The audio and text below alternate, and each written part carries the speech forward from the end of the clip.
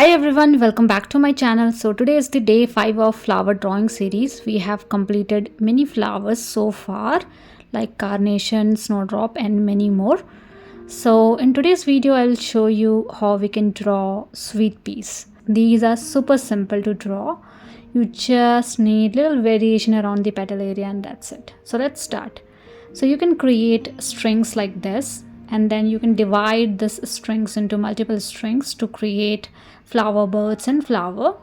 So these things you can do as per your need. You can have more bushier composition or you can have simple one as well, and something like this you can do. So I have created 2 strings, multiple substring, and then you can start creating flower. So for that you can start creating sepals. These are green sepal at the base of the flower, and then for the flower a simple petal shape like this. This could be little bigger, little smaller. We don't have very defined structure for sweet pea, so random petal like this you can do. And then you can also have folded pattern around the edge of these petals. So you can create an S kind of shape or triangle shape around the edge of these petals, and that is your flower folds. So I have created 3 petals like this, one after another. You can do little bit of overlapping between these petals. You can have little smaller and bigger petals in one single flower.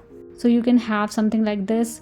You can have your own petals. You can keep 2 petals, one bigger, one smaller. That is also fine, because in different perspective you can have different kind of flower. Now in this particular string I'm creating 2 leaf. Sweet pea leaves are quite simple to draw.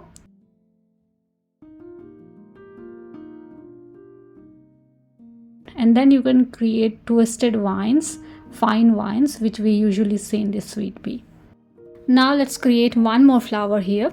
So again you can start with this apple, and then this time I'm creating one petal here, little bigger, and then you can have little variation around the edge, like you can have little wavy pattern, deep serration you can do, and then you can create one more petal. So these 2 petals are totally fine. You can have smaller third petal as well, just to have little variation. And let's do one more. It is simple, right? You just need to create petals in different direction, and you can also do little bit of overlapping between petals. And that's it. That's all needed for the sweet peas.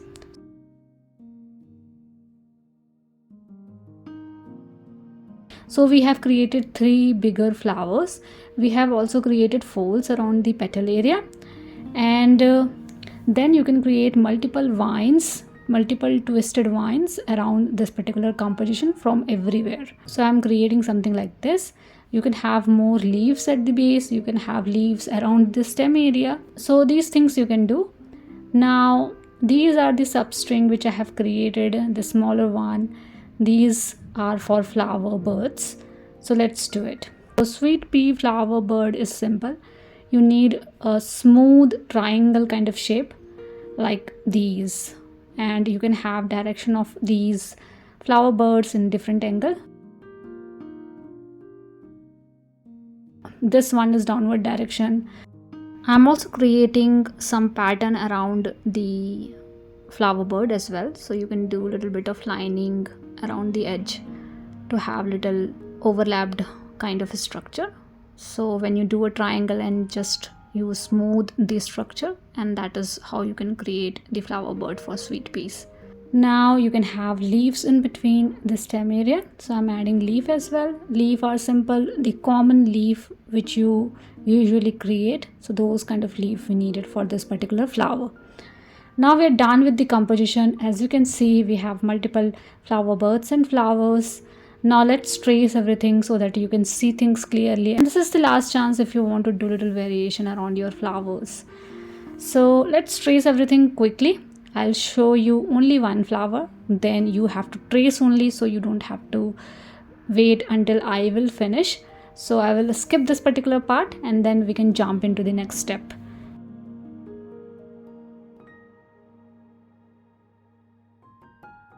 So once done with the tracing, I'm done with the tracing. You can rub all the unwanted pencil mark, and you can keep the stem little thicker as compared to the any other structure. So let's do the shading now. So you can have little thicker stems, and then for the leaf, at one side of the leaf you can create hard lines like these, the parallel line, to make the area a little darker. This process is known as hatching, wherein we create multiple lines parallel to each other. The closer these lines are, the darker shade you will get. You can do a little bit of cross hatching as well if needed. Cross hatching means creating cross line around those parallel line. So something like this you can do to make your drawing more beautiful.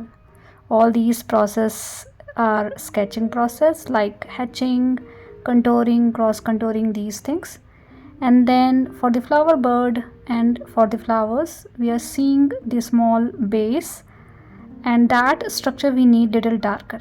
So for that area you can do a little bit of cross hatching to make it more darker, and you can do the cross hatching as many as time you want and as many as direction you can choose. So these are very smaller in structure, so you don't need much time to do these things. So make the base of the flower little darker as compared to the flower.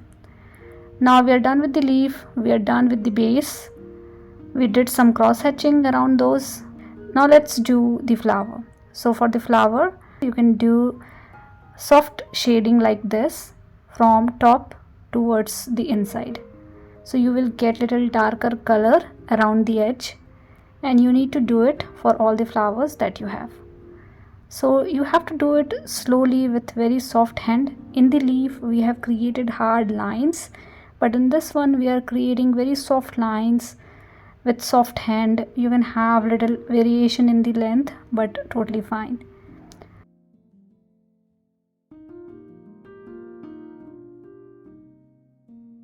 Now let's do one more. So you can create some hard lines like these, and then in between these hard lines you can create some softer line with soft hand. So you can do the same thing for flower bird and all the flowers that you have, and you will see a beautiful shade around your flower. Now the folds that you have around the flower bird and the flower, we need little darker color. So that area you can do little bit of cross hatching, or else you can simply create more darker color around the fold area, so that the visibility wise it is better. And same thing we need to repeat for flower birds as well. I am going to show you only one, then you need to repeat the same thing for all the flowers that you have. So let's do this one from top to bottom as we did for the flowers. We are doing the same thing for the flower birds as well, and repeat the same thing throughout.